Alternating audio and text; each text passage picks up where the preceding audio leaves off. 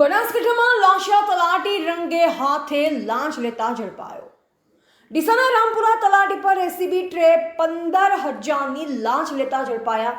તલાટી કમ મંત્રી કીર્તિ પ્રજાપતિ એસીબી ટ્રેપમાં ઝડપાયા। વિકાસ કામના બિલ પાસ કરવા માટે 15,000ની લાંચની માંગણી કરી હતી। એસીબી ટ્રેપમાં આરોપી લાંચ લેતા રંગે હાથ પકડાયા। રામપુરા ગામમાં 15મા નાણાં પંચ હેઠળ થયેલા વિકાસ કામના બિલ મંજૂર કરવા માટે આરોપી તલાટીએ ટકાવારી પેટે માંગી હતી લાંચ। ડીસા તાલુકામાં તલાટી લાંચ લેતા ઝડપાતા અન્ય લાંચા અધિકારીઓમાં ફેલાયો ફફડાટ। એસીબી દ્વારા આરોપી સામે કાયદેસરની કાર્યવાહી કરાઈ। ડીસા પંથકમાં અનેક સરકારી બાબુઓ અને અરજદારો પાસેથી લાંચ લેતા હોવાની ઉઠી હતી બુમરાણ। એસીબી દ્વારા અનેક સરકારી કચેરીઓમાં છટકું ગોઠવવામાં આવતા અનેક લાંચા અધિકારીઓ ઝડપાઈ શકે તેમ છે। બનાસકાંઠામાં લાંચા તલાટી રંગે હાથે લાંચ લેતા ઝડપાયો।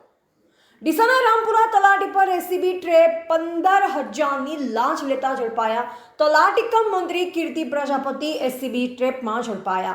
વિકાસ કામના બિલ પાસ કરવા માટે 15,000ની લાંચની માંગણી કરી હતી। એસીબી ટ્રેપમાં આરોપી લાંચ લેતા રંગે હાથ પકડાયા। રામપુરા ગામમાં 15મા નાણાં પંચ હેઠળ થયેલા વિકાસ કામના બિલ મંજૂર કરવા માટે આરોપી તલાટીએ ટકાવારી પેટે માંગી હતી લાંચ।